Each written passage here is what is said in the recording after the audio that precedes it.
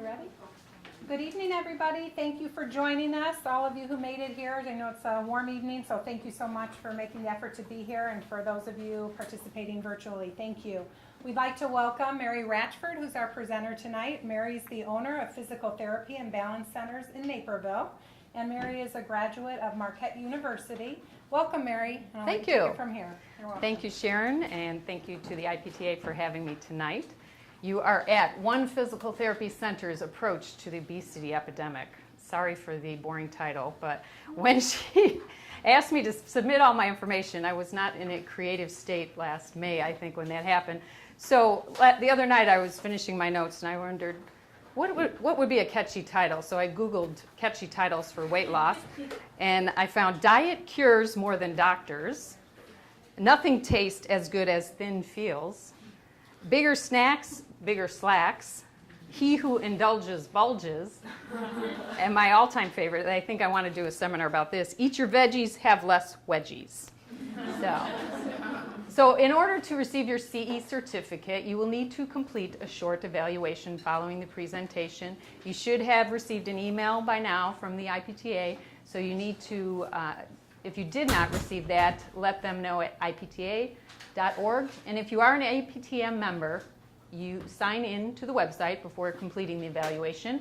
And please be kind to me because this took me a lot of time to prepare. I don't like speaking in front of people, but 1 hour or 1.5 hours takes me about 40 to actually prepare for. So I hope it works.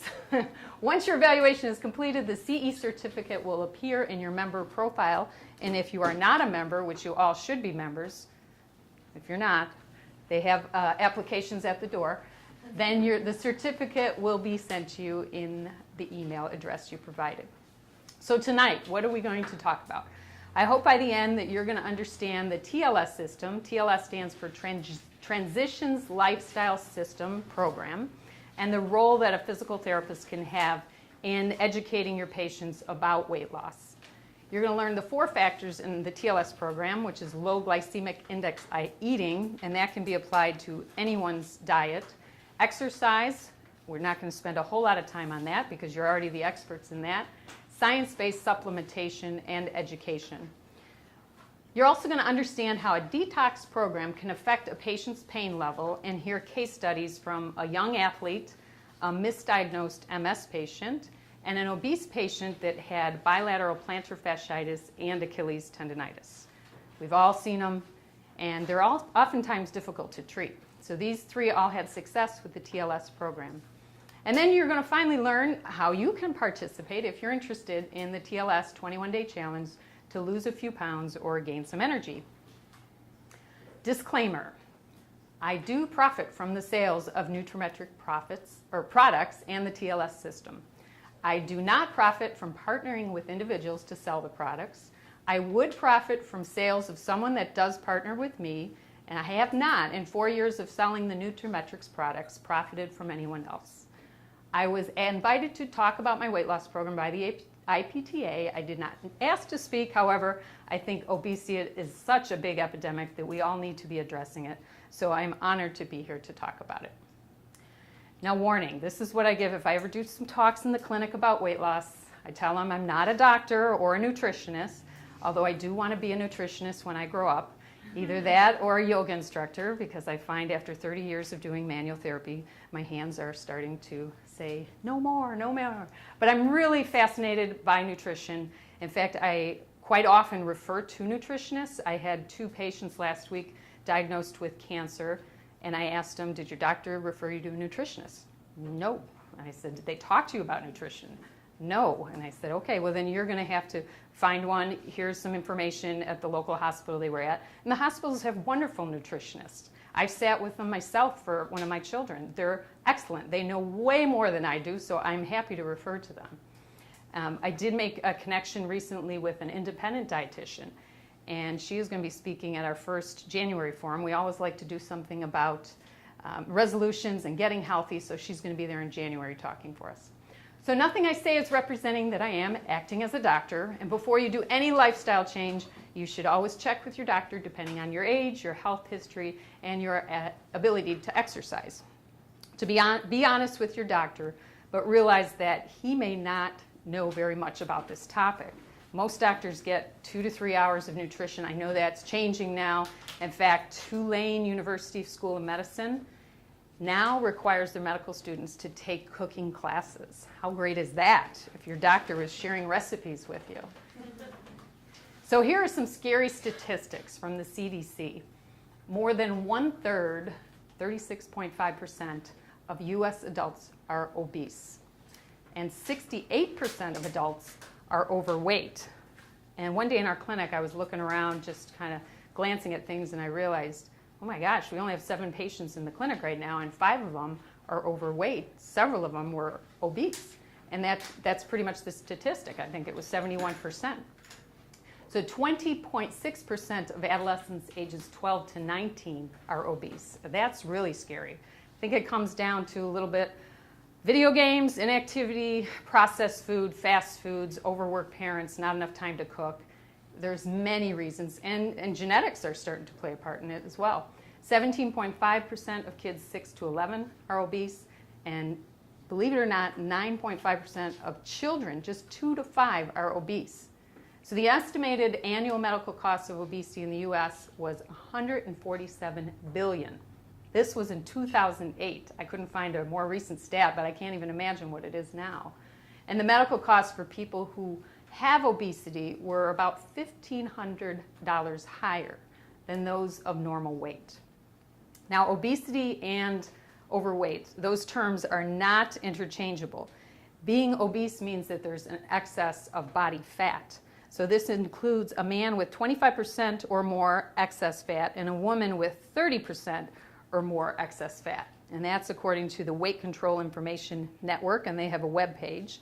So this differs from being overweight, which you can find an athlete might be overweight but not have any excess body fat on them. So measuring body fat is difficult. So the body mass index, or the BMI, is sometimes used instead. And this involves taking a person's weight in pounds, dividing it by height in inches squared, and then multiplying it by 703. Or going to Google and put BMI calculator in, which is what I do. And how many of you are actually using the BMI calculator for your Medicare patients? Anybody? 2? We are required to do that. And how many of you are then looking at the number, and if they're overweight, telling them, okay, we got to address that. We're supposed to be doing that too. But really, there's not a lot of information out there for physical therapists about how to do this. And so while it does not directly measure fat, it does give us an indication when weight is becoming unhealthy. So in general, for adults, a BMI of 25 to 29 is considered overweight, and a BMI of 30 or higher is actually obese. So just something to think about. So here we have Rear Admiral Sylvia Trent Adams, PhD and RN. I just like finding out. I had a statement from the Surgeon General, and I'm like, who's the Surgeon General? Did anybody know that's our Surgeon General? No. Well, now you do. And the Surgeon General says, as weight increases, so does the risk for death, especially in those ages 30 to 64. Just 10 to 20 extra pounds increases the risk of dying from heart disease and developing diabetes. And women who gain more than 20 pounds after the age of 18 double the risk for postmenopausal breast cancer. That is really scary because the pounds very easily come, after 21, sometimes in college too. They say they get those freshmen 15, and it's scary. Wait till you get to 50, it's even scarier. So for every 2-pound increase in weight, the risk of developing arthritis is increased by 9 to 13%. In contrast, arthritis symptoms improve with weight loss, and prediabetes can actually be reversed with weight loss and exercise. In fact, the Diabetes Prevention Program, which was a multi-center study, showed that people who use metformin, that's the drug they use for prediabetes, were able to reduce the risk of developing diabetes by 31%, while those that exercised and only lost 7% of their body weight, they were able to cut their risk by 58%. So what do you want to do? Take a drug that might just give you a 31%, or actually eat right, exercise, and have a better risk or better percentage of losing? So sleep apnea, gallbladder disease, incontinence, and many other medical conditions can be caused by putting on extra weight during the adult years. And I am not shy about talking to my patients about their weight. I know it's kind of an uncomfortable situation, and you certainly don't really want to do it on their first day. You don't want to say, here's your detox kit, get going. You have to be very gentle about it. And we, a lot of times, do it on our intake form. So we ask them for their height, their weight, and then we figure out their BMI. And I ask them a lot about what they eat on the first day, but I'm kind of figuring out how to approach it. So it's something we should be talking about. It's not easy, but they trust us. And they might not trust you on the first day, but after coming in for several appointments, you are the one that they're going to trust more than their doctor. So we've got to start talking about this. So my lifestyle journey, I was very active in sports as a kid and a teenager, and I continued to play organized sports and coach into my 40s. I still play today in my 50s, but now I have to wear compression socks when I play. I have to tape up my wrists. I have to use biofreeze and creams, manual therapy, and take Epsom salt bath when I'm done. But I'm active, I'm doing it, and I think it's good for my body and my brain. So then the kids came and my sports slowed down, and I worked a lot of hours, recently up to about 12 hours a day, some weeks 60 hours a week. And the stress went up. I hit 50 last year, and the sleep started to suffer. Weight gain gradually inched up. It's so easy to gain 3 pounds in a weekend, but how hard it is to take 3 pounds off in a month. So I've not always been interested in eating healthy. And I did play college volleyball at Marquette. Does anybody know the Wisconsin diet? Cheese, yes. Beer, yes. Brats. What's the fourth food group we're missing? Custard. Cheese again, too. Yeah. Custard. So, yes, I was enjoying life. I don't know how I played collegiate volleyball looking back, and I wasn't a healthy eater. I might have had an apple a day. So I cleaned up my diet. Not great, but as I got into my late 20s, it was better. You know, I'd have a wheat sandwich with some turkey and maybe put a slice of lettuce on it for lunch. And then I broke my hand when I was in my early 30s. Imagine, if you're all physical therapists or assistants or students, you break your hand, that's your career. So I researched all that I could about supplementation. I ordered some big horse pills from California, and I started taking, I don't know, it was probably like 10 a day. But by 3 weeks, the spiral fracture had healed, and my hand doctor was very shocked because he wanted to pin it. I said, I'm good. I was ready to go back to work in 3 weeks, and that kind of stuck in my brain as, okay, there's more to supplements than just taking a multivitamin. So then I gained 150 pounds over a period of 5 years. Your eyes are like, no way. I did. This was me. I don't know which baby that was, but I had 3 babies in 5 years, and I gained 50 pounds with each of them. And that's one of the clinics that I don't remember which baby it was, but I worked up until the day I delivered with most of them, and my fingers were like sausages, and I had to wear compression socks.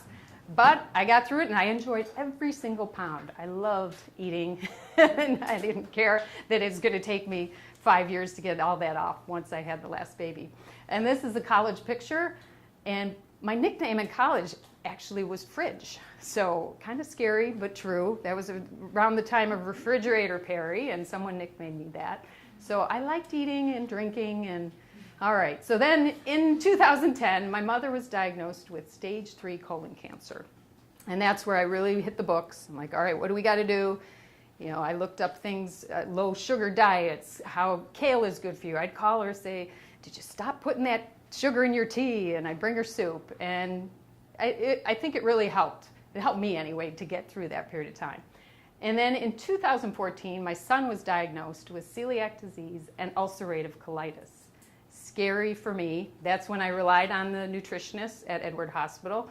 She spent a good probably hour and a half with me. I was shooting question at her, writing everything down. Do we need to get a new toaster? Of course you do. I'm like, really? You need a new toaster when you have someone with celiac? But all these things I would have never thought of.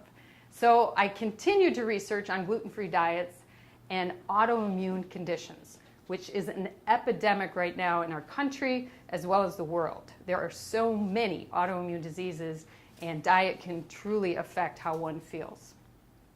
Then in 2016, I became certified by Nutrimetrics as a TLS coach. I went through this certification with my 2 physical therapists, Ben Grotenhouse and Bill Block. So they're both certified coaches, as well as Mitch Anderson, who is a student at Midwestern in his 2nd year. He went through the program. He's an aide in the clinic. And this just gives him a good outlook moving forward about nutrition and weight loss. So since then, I did go through before, kind of while I was just starting out, I went through the whole 15-week program because I figure if I'm going to coach people, I have to know what they're going to go through. And during that time, it was tough. I kid you not. Going on vacation, being on a program that's geared at losing weight is tough. Going through a melanoma diagnosis, okay, I could have said, done, I'm stopping this, but no, I got to keep going. Getting a new puppy who's keeping you up all night, I was ready to throw the towel in, but I said, no, you got to stick with this. Your patients are going to come to you and say the same thing. You got to know how to handle it. So if you truly are going to do something, I think it's a good educational experience to go through it yourself. And I've coached since then about 70 people, ages 13 to I think 78 might be my oldest client, and they have all done very well. So it is something that I think it's a great program. I will try not to spend too much time talking about it, but I am really excited about it. I'm passionate about it, but I'll stick to the science and what you need to do to be looking for a good weight loss program. So here's my mother, 7-8 years cancer-free, and I don't think she really likes kale, but she still eats her kale. And my sister, Susie's a physical therapist in Oak Park, working with pediatrics. And here are my 3 wee ones. The happy middle child is the one who has the celiac and colitis. We pick about 25 pounds of blueberries in the summer. I absolutely love them. I freeze them all winter. And then recently, this February, I think it was, my daughter got diagnosed with celiac. So now we're a totally gluten-free family because the oldest is off at Alabama in college, and when he comes home, he's like, where's the wheat bread and where's this? But anyway, it's been a learning experience for us, and I really am passionate about trying to stay healthy, doing as much research as I can, and my kids think I'm nuts sometimes. So why do people struggle with their weight? Portion sizes have gone crazy. I mean, I think McDonald's has backed down a little bit on the supersize meals, but you go to Maggiano's or any restaurant and you're getting a huge bowl. You usually have enough to take home, but when it's there, you want to keep eating it. So that's one reason. Also, yo-yo dieting. People are going on there's so many different programs out there, and people keep trying different things. Stress. We got a little bit of stress in the country right now, and I think comfort food is there. Who is Tina Fey? Did she not do something on comfort cake? Did anyone see those videos? She's stress eating an entire cake. And then there's sedentary lifestyles. Even for physical therapists where we're on our feet all day, how many hours do you spend doing notes at night? A lot. How many of you are uncomfortable just even sitting here for an hour? I'm going to give you a break at about halfway through, so don't worry. And then processed foods. Everything in the supermarket these days, not everything, but in the center aisles, I tell my patients, go around the outer aisles to shop. There's a lot of processed foods. Read labels, and try to keep things fresh. And then bad information. Because of the internet, there is a lot of bad information out there. So your patients are going to trust you to give them guidelines about what program to go to or books. So why diets don't work? And did you ever notice the first 3 letters in diet is die? I know, somebody said that to me. I'm like, that's a good point. So even when people think they're making good food choices, in most instances, they're not. Eating a baked potato, for example, that's not a great choice. And I don't know how many times I ask my patients that come in, what'd you have for breakfast? Oh, a bowl of cereal. I'm like, did you put some fruit in it at least? Or they say they have toast and coffee. Or the worst is Dunkin' Donuts gives every senior a free donut when they go for their coffee. And I cannot break that habit. That's a deal breaker with several of them. Although one lady did finally say she was proud that she said, Mary, I'm not getting that Dunkin' Donut anymore when I get my coffee. People skip meals all the time, especially breakfast, and they just drink coffee. And we all know breakfast is that most important meal of the day. Anybody skip it around here? Who skips breakfast? So, just one? That's pretty good. I'm impressed. Well, bring something with you to snack on an hour into your day or something, you know? Don't go 4 hours without food. People are under stress, so they eat for comfort. We talked about that. And most conventional systems don't provide any answers for this and other issues. Finally, most conventional diets don't cover what to do when you go out to eat. And we're going to go over that because I talk about that a lot with my clients. So as a population, we're overfed but undernourished. We don't eat nutrient-dense foods. We should be eating food to fuel our bodies, and we should look at our food like we are putting premium gas in our Ferrari. I had a client, I was just telling him the other day, look at food as medicine. And if you're not getting the right medicine, you're going to cause a lot of inflammation in your body.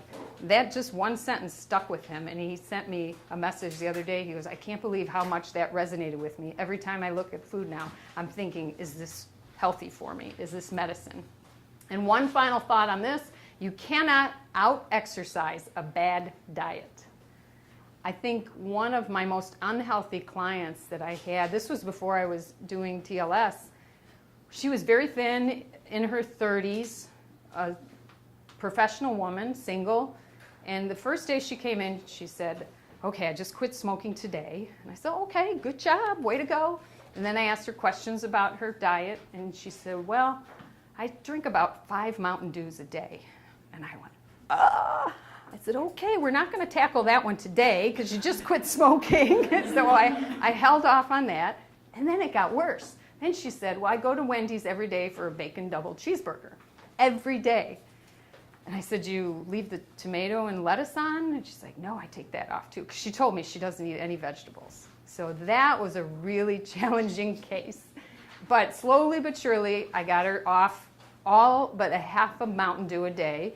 And she switched over to coconut water because we have a product in the clinic called Cocoa 5, which is a great tasting coconut water beverage with, I just didn't want her drinking 5 of those though. I said, just drink regular water.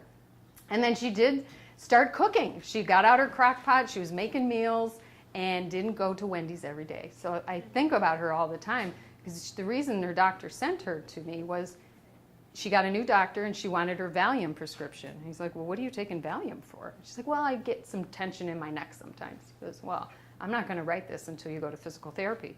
So she had no idea. She was not happy. She was just sitting there like, just give me my neck exercises, and she didn't know what hit her when I started changing her diet. But I think it was all for the better. Although I've tried to check in on her. Do y'all go call patients occasionally? And she never returned my call. So I think she might be back on the do. Who knows? So exercise and diet must be coupled together. This was great. Did anybody get this in the mail? The APTA September magazine caught my eye because it said on the menu, nutrition-related physical therapist services. So here it is. The APTA had a big article, and they interviewed a lot of different healthcare or physical therapists around the country and what they're doing. And their stance essentially is diet and nutrition are key factors in managing many patients' conditions that PTs treat and are part of the PT scope of practice. So I'm going to pass that around. And I did want to just read, too, kind of a quick summary. After I read the magazine, I thought, oh, this would be good to mention. So a quick summary is that PTs across the country are seeking nutrition training to benefit patients. They recognize that a healthful diet complements physical therapy and can lead to better outcomes for people with chronic conditions. The evidence shows that combining physical activity with a healthful diet leads to greater weight loss than do physical activity or diet alone. The big message, most people are eating too much processed food, which contains added sugar, sodium, preservatives, unhealthful fats, and chemicals. Getting people off of these and onto a natural whole foods diet can significantly reduce inflammation and improve health. So if you learned anything tonight, that's a big thing to take back to your patients. Get off the processed food. It's going to reduce your inflammation. And just try it, maybe for 6 weeks, tell them. And sugar as well as wheat. That can help with their inflammation. Now, then I did ask the IPTA for a stance. So this is from the APTA. And Mike Riley, our president, said, while we as therapists focus most of our intervention on movement, a more holistic approach can be applied to improve the total health of an individual. Having basic knowledge, skills, and abilities in nutrition, stress management, fitness, and disease risk will help us have a greater impact on society. So, yay. All right, so starting the conversation. So I got this from the article. Actually, it was in there. And from the article, a simple suggestion for PTs who may want to start conducting nutritional screenings, but you're not sure where to go. This is a simple 8-question validated screening tool called Starting the Conversation. It contains items that explore the frequency with which a person eats good and bad foods, and the tool was developed for non-dietitians in a clinical setting to use for assessment and counseling. And the article has a ton of great resources, some that I've looked into, and I think all of you should really find that article. If I had enough time, I was going to add it in, but I didn't because it was kind of late in my prep that I did it. So I just took a picture of that page, but you can use that when you're starting these conversations with the patient. This is the one that we use at Physical Naperville. And this was from Nutrimetrics and TLS, so I kind of tweaked it a little bit, but it asks a lot of the same questions that are on that Starting the Conversation. So how many fruits do you consume per day? How many vegetables? How much protein? Do you eat breakfast? What kind of artificial sweeteners do you use? Alcohol, et cetera, et cetera. And then on the bottom, we ask them to gauge how they feel today and then what their goal is for what they would like to feel. So I don't tackle that on day one. It's too much to do an evaluation and then look over all this information. But I do look at it, and we have a physical therapist assistant too, so if she's going to be sharing the patients, I do have her go over it, and she's very good about detective work and finding out what these patients are eating and how it's affecting everything from balance to dizziness to their pain levels. So, according to the U.S. Department of Health and Human Services, to reach and stay at a healthy weight over the long term, you must focus on your overall health and lifestyle habits, not just on what you eat. So, successful weight loss programs should promote healthy behaviors that help you lose weight safely, that you can stick with every day, and that can help you keep the weight off. Safe and successful weight loss programs should include, number one, behavioral treatment, also called lifestyle counseling. And that can teach you how to develop and stick with a healthier eating and physical activity habits. For example, keeping a food journal. And this is the one that I recommend. It's part of the TLS program. And this was mine. So warts and all, everything is in here. I leave this out in our waiting room for people to look at, because it gives them an idea of what it is. This costs $25. I'll just pass that around so you can take a look at it. And what it is, it's I think 12 chapters of different things related to metabolism, exercise, stress management, going out to eat. So a lot of good chapters in there. And then they have places for you to document what you ate today, what supplements you took, did you exercise, what are your goals, what did you do for yourself. That is one I had a real hard time with, because I look back in the first week I put walk the dog. That's not for me, you know. But I changed. As I went through the program, I said, okay, I'm going to go get a massage. I'm going to go take a bath. I'm going to do more yoga. So I started kind of incorporating things for me. And then they also have a little page, what are you grateful for? So that's important. Another thing, several studies have shown that people who keep food journals are more likely to be successful at losing weight than those that don't.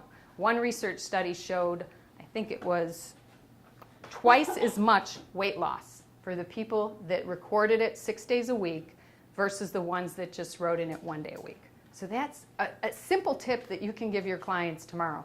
And then tell them to bring it in so you can see what they're writing, because they're more apt, if they know you're going to be looking at it, they're going to think twice about getting that cupcake down the hall, which are great, by the way. And for some people, that very fact is going to help with overeating. I know it did for me too, because even though I wasn't getting coached by someone, I'm like, oh, do I really want to risk writing that down? So I just stopped and didn't. So number 2, according to the U.S. Department of Health and Human Services, quality weight loss programs should include information about getting enough sleep, managing stress, get out of here, fly. And the benefits and drawbacks of weight loss medicines. So every week I send my clients an email. Every week it gives them some educational tips, it gives them a video to watch, links for recipes, and I also have a Facebook page. I have a private one that I use for my clients, and then there is also one that many people going through the program has. So there is a lot of education. We do seminars at the clinic. I've talked frequently about sleep and how vital that is for healing. We've even partnered, Physical has partnered with a bed company called Essentia, and they are the world's healthiest mattress because it's all organic. And I thought, is this really going to make a difference? But if I'm going to recommend something, I got to do it myself. So I bought a mattress 6 months ago, and I cannot believe the difference in my quality of sleep, especially after playing volleyball, where I used to walk out of bed in the morning kind of crippled over. Now I can really get up and get moving. And many of the Blackhawk players have this. I think Jonathan Taze is the one who, wherever he goes, he camps a lot, and apparently if he's camping, he will order a bed, have it shipped to the campsite, and then just leave it there. That's what they told. So, all right. So let's see, where are we at? Number 3, quality weight loss programs should include ongoing feedback, monitoring, and support throughout the program, either in person, by phone, online, or through a combination of these approaches. So my patients that come in, obviously they're going to see me twice a week, so we get a lot of one-on-one interaction. But many of these clients that have gone through the program, they're quite a distance away. I've had some in Texas, some in Boston, and Wisconsin. So the communication is usually through email, although they have my phone number if they need to call or text. But most people these days are very comfortable doing email. Let's see. So, also, I do email them once a week for 12 weeks, depending on what program they're on. Some have gone on, I've been coaching some for a year, so I keep in contact with them every week. The ones who finish the program, I like to follow up once a month, drop them a little line, how are you doing, send them a recipe, and quite often, just getting that email makes them say, you know what, I fell back off the wagon, I want to do it again. And that happens. Life gets in the way, parties, summer, holidays. Number 4, according to the U.S. Department of Health and Human Services, quality weight loss programs should include slow and steady weight loss goals, usually 1 to 2 pounds a week, though some weight loss may be faster at the start of the program. And that's absolutely true. The start of some of our programs, patients lose a lot of weight, and I caution them, this is not going to be the progress throughout the whole thing. One of our programs is called Sure and Steady, and they lose about 1 to 2 pounds a week on that program. Although some, they have a time crunch. They're getting into a wedding dress, and they're like, I need to lose this in 3 months. So we put them on a safe, accelerated weight loss plan. Or a trip to Hawaii. One of my friends right now is working on that for Thanksgiving. So he's got his goals, and that's what I like about this type of program. We can adjust them to what their goals are. And finally, a program that's quality should include a plan for keeping the weight off, including goal setting, self-checks such as keeping a food journal, and counseling support. So all of our clients, when they're done, they get what's called a continued commitment plan. It's a menu plan, and once they're done with the program, if it wasn't working out for them for some reason, I always refer to a psychologist or, like we talked about, the dietitian for more help, because not every program is going to work with every person. We know that from physical therapy. How many tools do you have in your toolbox that you use, right? But what I like about this program, it's not a diet. It's a plan to change one's lifestyle and develop healthier habits. Plus, it is backed by science and research. So you might not need to lose weight, but you might not be the healthiest, like the Mountain Dew girl. So what is TLS Weight Loss Solution? Well, it's a comprehensive, customizable, science-based program that is designed to fit a person's personality, goals, commitment level, and their budget, thereby guaranteeing a lifetime of weight loss success. And there are several things I really appreciate about the TLS weight loss system. The fact that it is customizable and it's geared toward the motivation and needs of the individual patient. So a prospective patient might take a weight loss profile, and that was one of the forms that I had sent out So in the office, they can take this or they can do it online, and then they bring it back to me, and I put it into my system to see what program would be right for them. Because as I said, not everything is right for every person. And I like the fact, I'll reiterate it again, it's based on science. You also got, I think, 17 pages of research that went into developing this program. Here's the weight loss profile, and I'm not going to go into detail about this, but it asks the usual questions as far as goals, how much weight you want to lose, what your time frame is, that's very important. And then, do you cook, or do you go out to eat a lot? Those are things we'll talk about in a minute.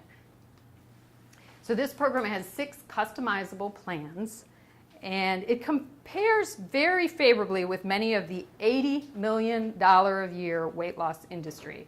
So the Jenny Craigs, the Weight Watchers, and others. And I do, by the way, I will work with someone that's on Weight Watchers. I want them to be doing something. I just had a patient who was, she was probably 275 pounds, and she came to me and said she was literally crying in her doctor's office that she wanted to have back surgery. She said, I did physical therapy, it didn't help. I went back to him and I said, do surgery on me. And he said, I won't. He said, you need to lose weight and go see Mary, because I think my marketing about my weight loss program paid off. He at least knew we had a weight loss program, and see if you can go through another 6 weeks of physical therapy, then come back and talk to me. Well, at her initial evaluation, she said, I joined Weight Watchers, and I'm doing well. I'm already feeling a little bit better. I said, that's great. I'm not going to change her plan. And she was already feeling better, I think, because she was eating healthy, not because she lost weight in a week. She was feeling better. We started doing physical therapy, and in 3 weeks, she was literally pain-free. I know that's crazy. It's not all due, she didn't lose a lot of weight in 3 weeks, but I think that whole anti-inflammatory effect of getting rid of the processed food, eating fresh vegetables, and exercising. So she went back to her doctor, happy. He's happy. He didn't want to do surgery on her. She's now, I think, over 3 or 4 months, she's lost 25 pounds. She's discharged from therapy, but we have a medical membership that she's continued on with, coming in 2 to 3 times a week, doing her exercise, and it's great because I can keep tabs on her then as well, see how she's doing. And I send her all my emails. I didn't care that she was not doing TLS.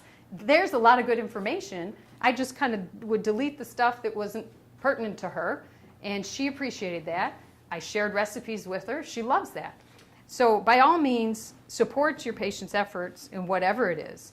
On the flip side of that, I have someone that's been doing Jenny Craig for 2 years, and she fluctuates between 250 pounds and 275 pounds, and she does not want to stop eating the Jenny Craig meals because she just thinks it's convenient, but she won't go for the counseling. I don't like the counselors. That's what she said to me. Well, you know, the meals aren't doing it. You have to really do the whole program. And it's really hard for me because I'm so wanting her to try something new, but I know she's not ready. So I just continue to be there, listen to her, and hope that someday she might change her mind. So the cost to the patient is less, and the system itself is more effective. And one of the reasons is that TLS emphasizes how to eat, and since there aren't prepared meals or frozen entrees, meals in a box, the likelihood of continued compliance and patient success is much more comparable, or more than the comparable programs. Also, since it's a system, there is training for physical therapists, which is what I went to, and that's throughout the United States on a regular basis, and the cost is very low. I think it was $100 for a 2-day seminar, which was very educational. So what is TLS? So TLS is a weight management system that focuses on promoting healthy lifestyles and training individuals that increasing one's metabolism helps reform the body to lose fat and to increase muscle. And the system itself is predicated on 4 components, which we'll talk about briefly. Low glycemic impact eating. And that was the idea of using low glycemic index. It was popularized by the late Sherry Lieberman, and I thought, oh, here's her book. So she was a PhD degree in clinical nutrition and exercise physiology, and she wrote this book called The Gluten Connection, which, believe it or not, I found in a a church sale. It was just in the basement. I'm going through books. I'm like, oh my gosh, there's the Sherry Lieberman, the Gluten Connection. And with the 2 celiac kids, I appreciated that. But she was instrumental in bringing this over from Australia, and she was a nationally recognized expert in the glycemic index. And how she's the one that was the individual that helped establish the TLS program, which has been around for many, many years.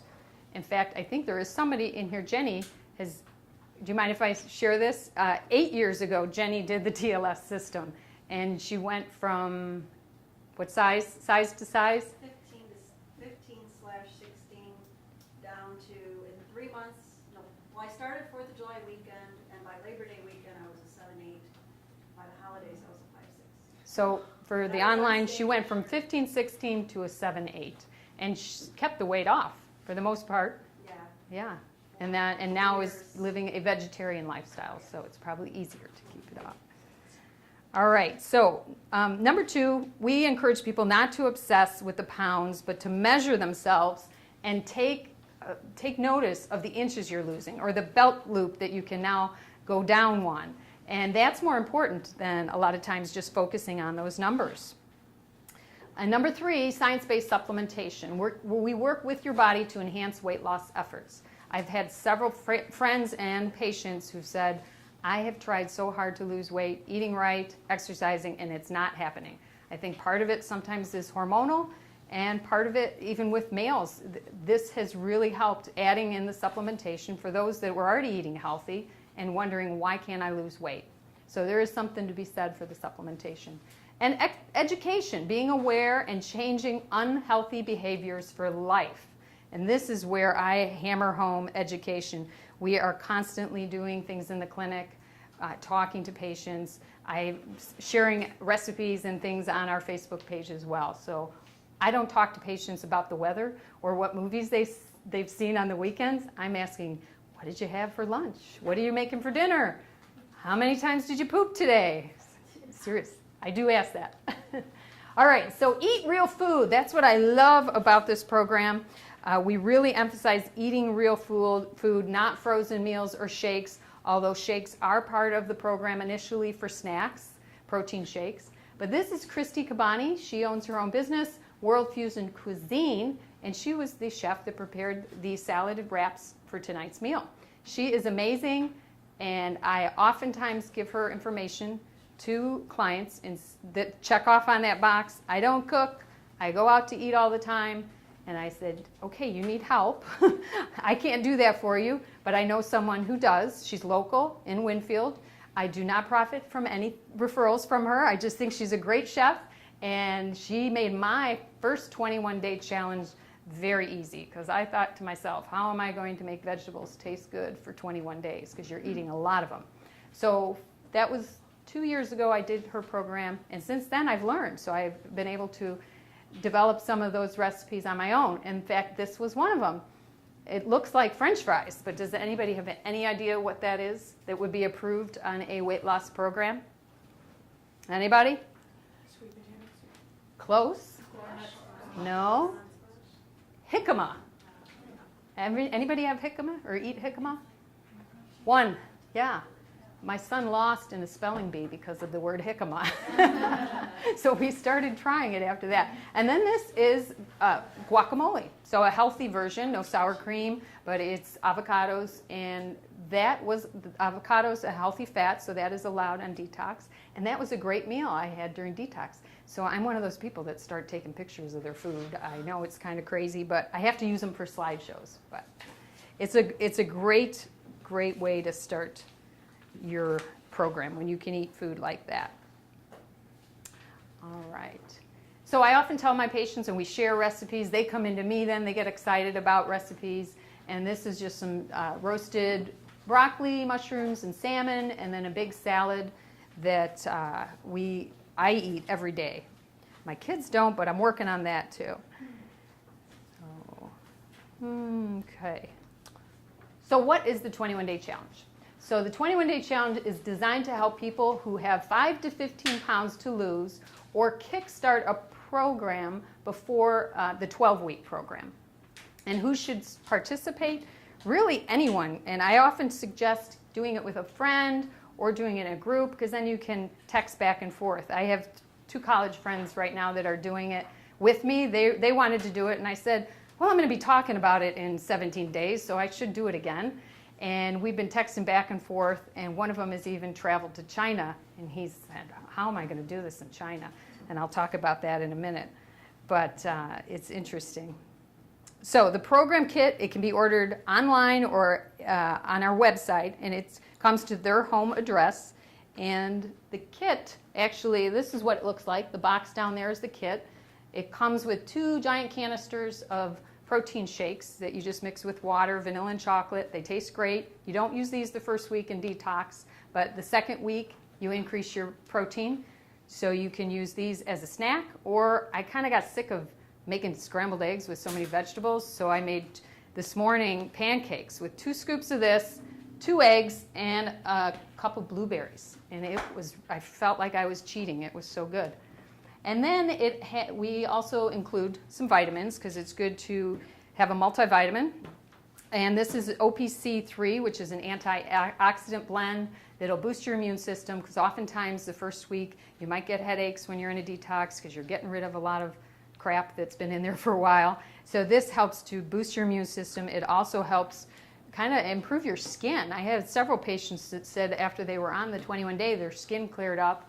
And even one of the male clients said, someone in the office complimented me on my glow. So I thought that was funny. This is a core. It's a fat and carb inhibitor, which helps people who have those cravings for the sweet, salty. Any salty or sweet craving people in here? Yes. After you do 21 days without that, you really do lose some of that craving.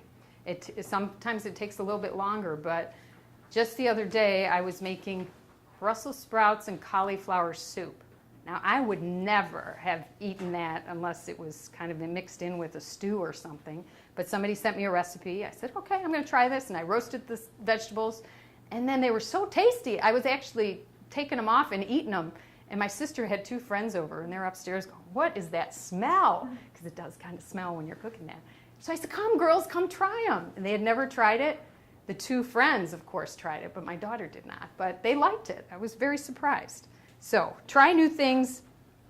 And the kit itself is $149, which isn't bad for all that you get in the kit, and that's going to last them 21 days for support. They're eating their own food, so no food comes in the box. They're going to do that on their own or call Chef Christy to help them out. But I do give them lots of menu plans and recipes to follow. But a lot of it is just eat a lot of vegetables. So my TLS journey, I started it in April of 2016 with my friend Kathy, and then I continued on the Sure and Steady plan for the next 12 weeks and had been on the continued commitment program since. My results were I lost 10 pounds and 4 inches of belly fat, and Kathy has lost 56 pounds, reduced from a size 24 to a 14, and her BMI has dropped from 46.7 to 38.4. My health has improved. I now sleep 8 hours a night. Part of that is due to the great bed I have. And I eat healthy every day of the week. I prepare my meals well in advance, and I have more energy now, even working more hours. I gained 4 pounds over the summer. Yeah, I think it's easy to do. And so that's when I decided with my college friends, let's do the 21-day challenge again. I think I'm in day 17 right now, and I'm down 6 pounds, I think, since when I started it. So this is me, my before and after last year. And I think what's noticeable here, I was trying to suck in my gut, and it really shows after you can see the difference. So that's 4 inches down. But this is more impressive. So this is Kathy, and again, she started the program in April of 2016, and by August, she had lost 30 pounds. That's when she called, or we were communicating, and she said, you know, I'm really having a lot, I can't get to the exercise portion because my feet are killing me, my Achilles tendons are killing me, so we'll come in for therapy. That's what we're here for. So I started treating her with A-Stim, a tool-assisted massage, exercises, and it was great because then I could actually see what she was doing for her exercise, coach her along, and then by the spring, this was an event that I planned with my church. We have a group that's called, we're raising money for the homeless, and I started this event with my friend Shannon called Hustle Up the Hill for the Homeless, because you have so many 5Ks, 10Ks, or you have Hustle Up the Hancock, but this is at Mount Hoy in Blackwell Forest Preserve. If you're ever looking for a great place to just go and hike, it's a wonderful hill to climb, beautiful view of the west suburbs. But Kathy's goal was to go up it twice. She's like, Mary, if I could just do twice, I would feel so good. So she had about 15 treatments of therapy, and she traveled quite a lot, so we couldn't get to her that much. But she was able to do, I think, 4 trips up and down Mount Hoy. And that's her power stance there. She was proud of herself, and I'm proud of her as well. So this is where I thought she would start to falter. This is a recent photo, but this was when she started. So Kathy went through a very emotional time. After she lost those 30 pounds, her mother became ill, had to move in with her. Kathy works full-time, has a teenage daughter, husband, lots of stresses. She traveled quite a lot for her job, and then she's waking up now 3 times a night caring for her mother. And she wasn't giving me a lot of feedback during this time. I would still send her notes, ask her how she's doing. And she would respond, I'm doing well, I'm not losing a lot, but I'm sticking with the healthy eating. And I was shocked 3 weeks ago. Unfortunately, her mother passed away. And at the funeral, I was just so in awe of how she looked. She looked beautiful. She just had a glow about her. And during that time, 6 months, she didn't gain weight. She actually lost another 5 pounds, which isn't huge, but I thought she's going to fall apart going through that kind of stress. But she said, Mary, I've changed everything. My life has changed. I'm sticking with this for life. And now her goal is to lose 40 more before her birthday in January. And I know she's going to do it. And this is I asked her if she could just give a quote. She said, since starting this program, I find I have more energy, less brain fog, and far less joint pain. I am eating for health, and I'm aware of how different foods make me feel. I'm grateful for the awesome suggestions and support from my coach and feel like she's on the journey with me. And I totally am. I get so excited when I see these pictures. She said, it's true what you say about this not being a diet. If it were, I never would have been able to do it. But because I now can, because I now can tune into how my body feels based on how I feel, I give myself different decisions about what I eat. Sorry, I can't read my own writing. I added that at the end. So this is the back, and I love the way her posture's improved, and she just really looks like a completely different person. Okay, everybody stand up. We need to stretch just for a minute. At home, stand up, move around a little bit. It's kind of warm in here, so if you need to get a drink, I'm going to get a quick drink of water. If you need to use the restroom, get some kale salad. We'll just be 2 minutes. Okay, the camera's rolling, so we're back. All right, so the health guide. The health guide is what we've been passing around, and I encourage my clients to get this. Not all of them do, but in fact, we had one senior diabetic patient who she couldn't afford the kit. She really was needing to lose weight, and she said, can I just get the journal? And we said, of course, let's get you the journal.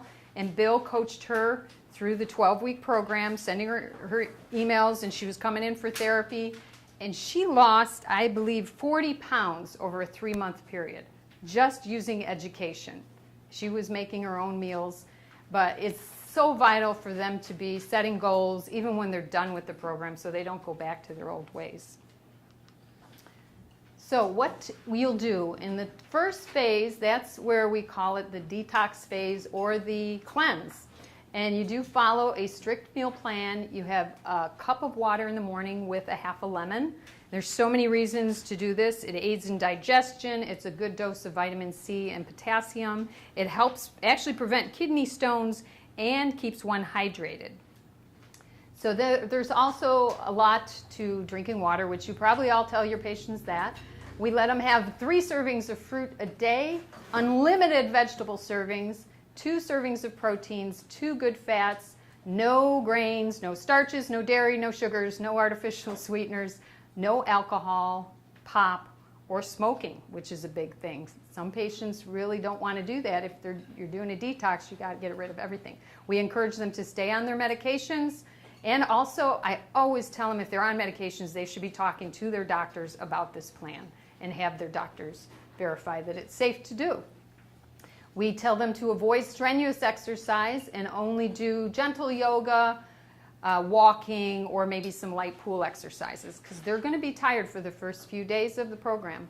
Then by the end of the week, you kind of get a jump in your energy, you feel better, you're sleeping better, and then we go into phase 2. For the next 2 weeks, that's when we restrict the fruit and up the protein to build muscle. So that's where the shakes come into play, and they're doing 2 shakes, one in the morning as a snack, one in the afternoon, but they're eating the same thing.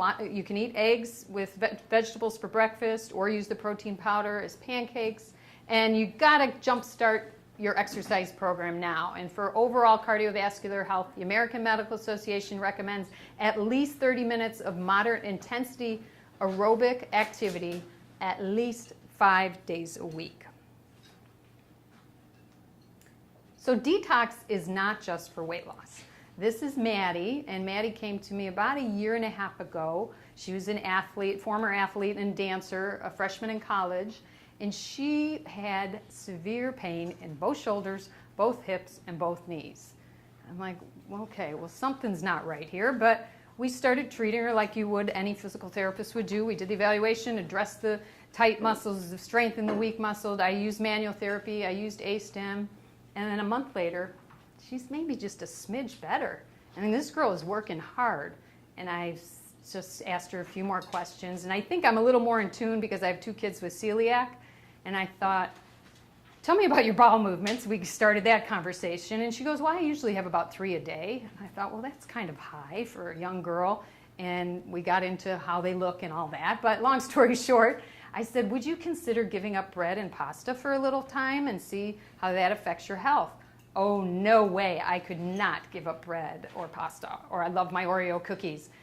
And I said, all right, come at it a different way. I said, what about a detox? Would you do a cleanse? Oh, yeah, I do that. You know, cleanse, that's the new word out there. So little did she know that she was going to have to give up bread and pasta and her Oreos, but she did it. She did it for a whole week. She was very religious about it, and a week later she came in for therapy, and I said, well, how do you feel?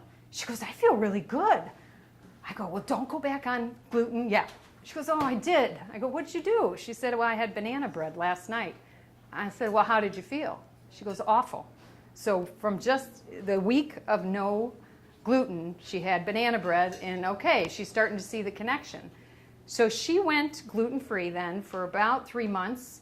We were done with therapy. She was pain-free. She really became almost pain-free probably after 6 weeks of gluten-free.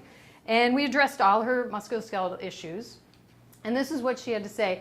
I have danced all my life, so with that comes a lot of joint and muscle pain. At the worst point, I could not sit through a class without extreme pain in my hips and knees.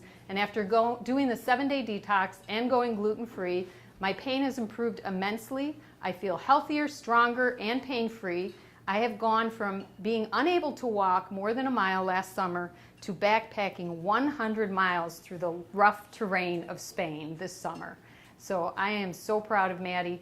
I did encourage her to get tested for celiac, and she does not have celiac disease, but she is gluten sensitive. And she knows when she'll cheat sometimes, and that's why I wanted her to get tested, because if you have celiac, you cannot cheat. But if you're gluten sensitive and you can deal with the consequences, you can cheat, and she can have her Oreos sometimes, but she knows she might have to pay for it.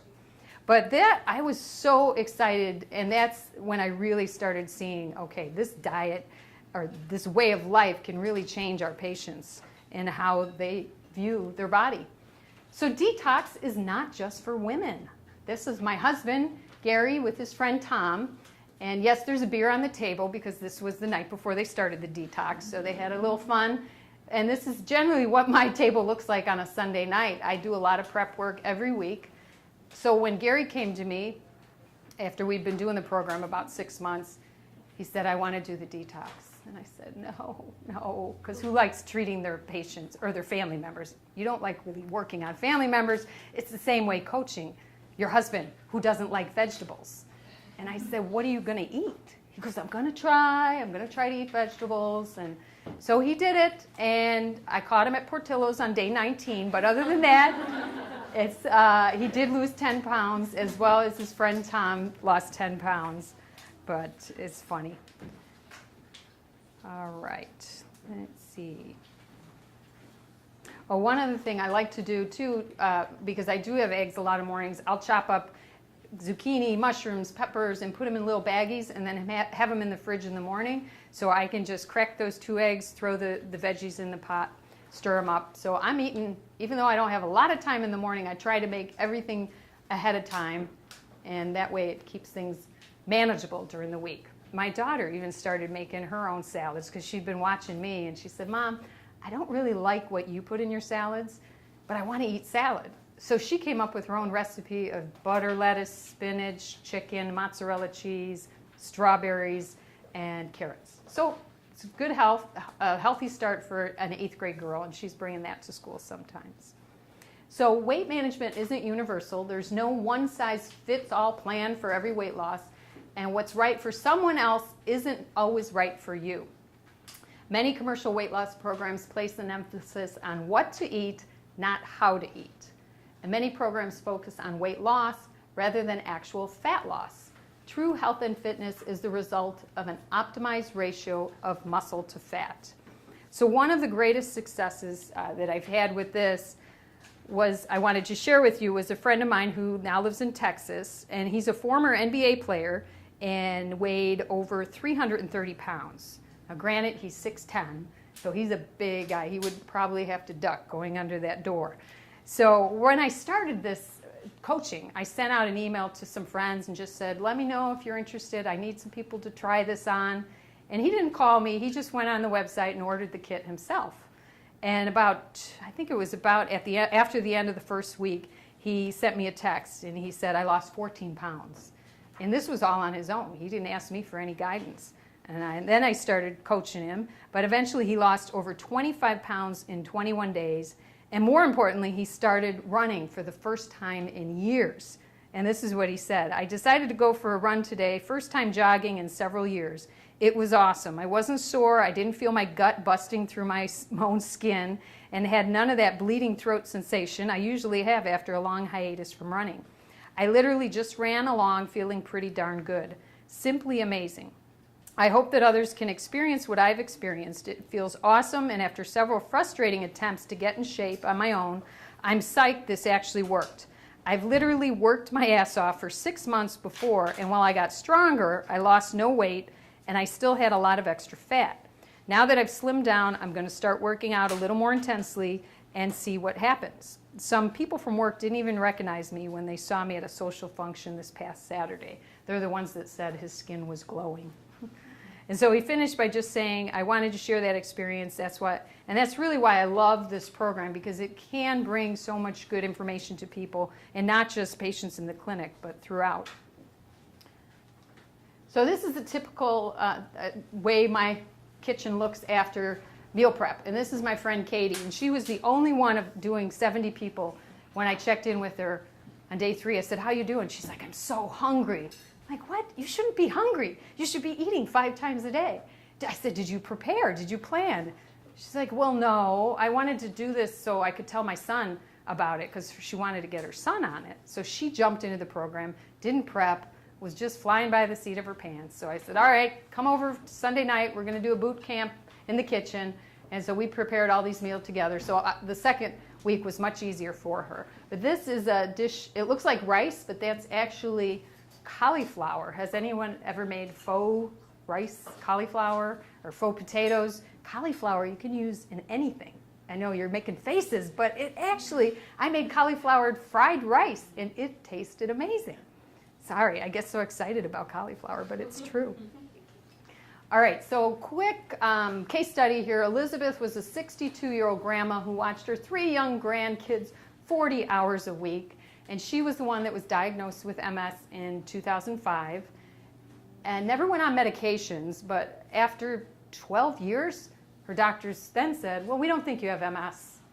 We think you have fibromyalgia. So she came then, the doctor said, go to therapy. And her initial symptoms were burning, aching, sleep issues, pain levels in both her upper extremities, lower extremities. On a 0 to 10 scale, it was a 5 to 7. She was 5'3", 175 pounds. Her BMI was in the obese category, and she was on a statin. She was taking excellent supplements, vitamin B, fish oil, turmeric, vitamin D, probiotics, and generally her strength was, she was weak, 3+ out of 5 in all her muscle groups. Trunk range of motion was stiff at 75%. I just kind of briefly summarized her evaluation for time's sake, and her balance was pretty bad at 7 seconds. Trigger points everywhere. I couldn't list all of the ones that she had, but she was a mess. So she went on a program like Maddie did. We did some ASTIM, manual therapy exercises, and within 4 sessions, she was having less pain. After 17 treatments, her pain levels went down to 2 to 7, and the 7s were short-lasting. Her strength went up to a 4 to 4+, and her balance was up to 20 seconds. Walking and exercising for 30 minutes with no flares. And this is where, when she came to me, she said, I can't do an exercise program. Every time I try to start one, I get more pain. So she was working out on her own and decided, I want to do this. She had seen the information in the clinic. She said, I really want to add healthy eating into my program. I know I'm not doing a good job of that. So she went and did the detox, and 3 days into the detox, she reported less burning sensation in her legs and less tightness in her back. And at the completion of the 21 days, she reported minimal pain and greater energy, 5 out of 5 strength. Her balance went up to 30, and her range of motion was about 90 to 100%. The big thing is there weren't any trigger points anymore. She had some muscle soreness in her forearms, working with her grandkids, but I think the anti-inflammatory effect of the 21-day challenge took its effect on her, and she got a 15-pound weight loss. So she was very happy with the program and willing to continue it based on how she was feeling. She even got sick during the challenge from her grandkids, and she kept plugging right through. And as a final note, unfortunately, her insurance company wouldn't allow her to continue. Ended up at 29 visits. We couldn't do any more for her based on that. But she had zero pain for part of the day and was able to self-manage with massage tools and doing her exercise program. I like to put this up because one of the things people say is, I travel too much. I can't do it. So my friend I was talking about before, the NBA player, now is in the business world, and he's in China right now. I'd never have someone ask me, what am I going to do? I'm going to China. So I said, well, get a translation app, I guess. I don't know. Eat lots of vegetables. So this was his breakfast one day. He's sending me pictures of it. He said, not your traditional breakfast, but everything on it is healthy. Maybe, I don't know if there's rice in there, but that would be about the only thing that's not on it. But I'm like, you know what? You get dispensation. You're in China. Eat the rice. And on this page, lots of vegetables. And in that, he asked, is pigeon TLS approved? I don't know. I've never seen that. But again, if it tastes like chicken, go ahead and eat it. He said it did not taste like chicken, and he would not be eating it again. But I think I'm really curious to see how much weight he's lost when he comes back, because I think he thought this was going to be tough. But he said, there are no fat people in China. He goes, there's no carbs anywhere. I can't find any. So he's doing very well. All right, so let's talk about profits. So this is what we have sold in TLS products for 1 year. It's $20,000. That does not mean we made $20,000. Our profit is roughly about 28%. So we've made about $5,600. Not a huge amount, but it's a nice supplement because, as you all know, reimbursement is going down, and we need to find ways to help pay for keep the electricity on and the bottom line. So this has been a nice supplement. And it's not all from our patients. Many are friends and families that started the program for me to test out the system, and they've been so happy with it that word of mouth, I've had people from their offices sending me emails, can I do the program? So it's been nice that I've been able to coach people from across the country. So a few things, how are we doing on time? How much? It's 7:30, you have 15 minutes. 15 minutes. All right, then I'll just kind of whip through glycemic index. I think, is everyone fairly familiar with that? And they're using it a lot for diabetes patients. You want to avoid those high numbers from 70 to 100. You want to stay in the low category, 0 to 55. And you want to eat foods that are bright in color. Stay away from those white flours and pastas and processed foods. So that's what we're emphasizing how to eat. And a diet that is high on the glycemic index results in chronically elevated insulin levels, because insulin is secreted to deal with the level of calories to transport them to the cells. So this is where the diabetes comes in. So basically, eating high glycemic index is not good for you. I tell the patients, look it up on the internet, get a chart, stay away from those high numbers. And there are many factors that impact the glycemic index. Ripening of a banana, for instance. Did you know that it's better to eat more of a banana that's on the green side? Right, less sugar. All right, and what would you think? A glass of orange juice or eating a raw orange? Which one would be the higher amount? Anybody? Orange juice, well, it is right there anyway, right? So unprocessed fruit is better. Wait, did you say orange juice? That's the higher one, right? Okay, good. Sorry, it's getting late. And what do you think the glycemic index is for Cheerios? Is it high, medium, or low? High. And all these patients, it's been around forever. It's gluten-free now. So yeah, we have Cheerios in the house, but there's not much cereal my kids can't eat. So we do eat them, but it's not great if you're looking for patients with diabetes. So this is one of the tools we have, tlsslim.com/Mary Rachfod, and that's an interactive website with thousands of food entries, helpful tips, reminders, exercise planner, hundreds of different recipes, lots of tools. I also want to mention Linda Sirica. She's an RN that I had come and speak at the clinic about her work. She analyzes people, their live blood cells, and looks at your nutrition based on what your cells look like. She is doing a talk, and I put that on your chairs for those of you at home. It's Thursday, October 5th at 7 p.m. at the Ruas Center, which is right down the street on Washington, next to the ACE. She's a phenomenal speaker, and I've encouraged my patients that have a lot of questions that I can't answer, go see Linda, have her look at your blood type, and she can give you more suggestions. She's helped me quite a lot with mine. So what you can do now, this is a website for a physical therapist, Dr. Joe Tatta, TATTA.com, and he had a nice article, again, I think it was in the APTA website about a year ago.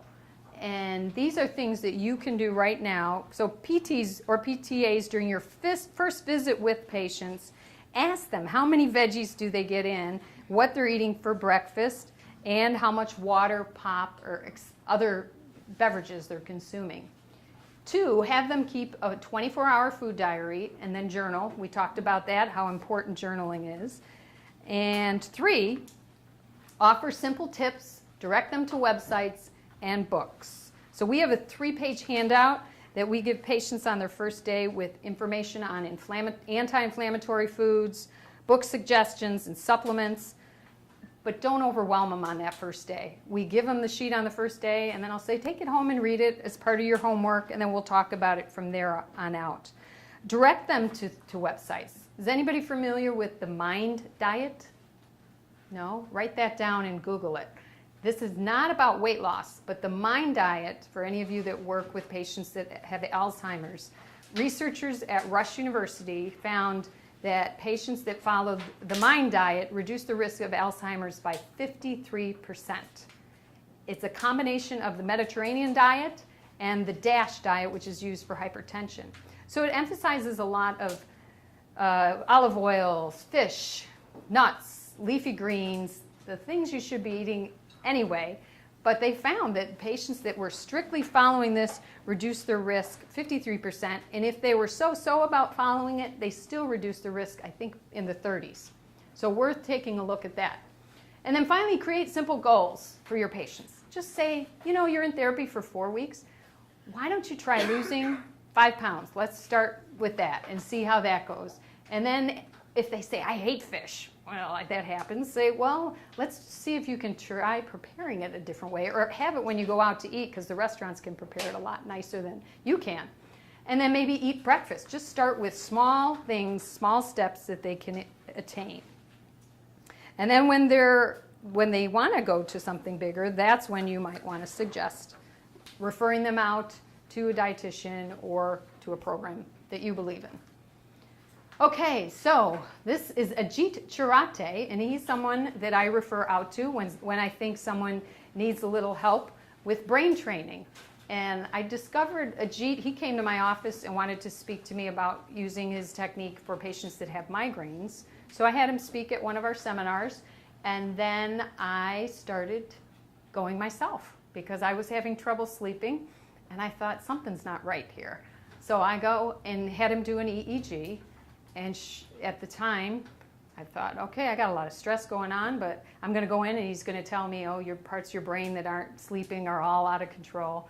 Well, he told me that I had severe anxiety. And I said, no, I don't. I'm fine. And he's like, yeah, you do. And a year before that, I had developed a resting head tremor. So when I was looking at things, my head would kind of shake. Some patients had noticed it, never said anything to me. One of them now said she thought I had developed Parkinson's, and she didn't want to say anything. But my husband one day, as I was texting, came up to me and put his hands on my head. And I said, what are you doing? He goes, you're shaking your head. I said, no, I'm not. And my daughter goes, Mom, you do that all the time. And I said, why didn't anybody tell me? And she said, I thought you were just always mad at whoever you were texting. So I went to my primary care doctor because I wanted to make sure I didn't have Parkinson's, what's going on. And it was a new doctor. She didn't know me very well because I'm generally healthy. And so she just said, well, I think you just have a resting head tremor, and there's nothing you can do about it. I said, well, that sucks. And she said, you could take some medications if you want. I'm like, no, I don't want to do that. So I really didn't do anything, and that's then a year later when I started having trouble sleeping, I went to Ajit, and he did the brain scan, told me I had anxiety, which I still argue with him today about that. But after 3 weeks of going through the neurobiofeedback, I was sleeping better. And after 2 months, my head tremors had all but stopped. And now it's been, I think, 4 or 5 months. I'm still going twice a week because he did a repeat, and I'm much better, but there are still some things we need to focus on. I also should mention I had a head injury 13 years ago. So I had an MRI back then, and I went to my primary care to make sure things weren't changing. But out of this experience, I realized how crucial it is for us to be exploring the brain for our patients with concussions, with migraines. So I've referred to several patients recently, one with severe migraines, and her migraines are now gone. Another one with a concussion, I wasn't treating her for the concussion, she was coming in for back pain, and I treated the back pain, she did well, continued on with Ajit, and I ran into her in the office the other day, and she came up to me, thank you so much for referring me, because not only had her concussion symptoms gone away, but several others. So anyway, I do not get any referrals or profit from referring to Ajit. I just like sharing information, and I think it's vital for you to know. We talked about this for you viewers at home. We are doing a course in Naperville, November 11th and 12th by Annie O'Connor, physical therapist at the Rehab Institute of Chicago. It's 14 CEUs, and it should be a great course. So if you want information, please just email me about it. And I would like to thank all of you for attending today. If you would like more information on how to order the kit, please just email me, or if you have any questions about the program. You can go to our website, napervillept.com, and select the Nutrimetrics header to read about it. But occasionally we've had patients that will order from our site, and another coach will get assigned to them. So to avoid this confusion, if you or anyone you know are going to do it, just email me, and we'll take care of it from there. So I think that is it. If anybody has any questions here or at home, we'd be happy to answer. But thank you so much for sticking with us on this hot afternoon, evening. Questions? Thank you.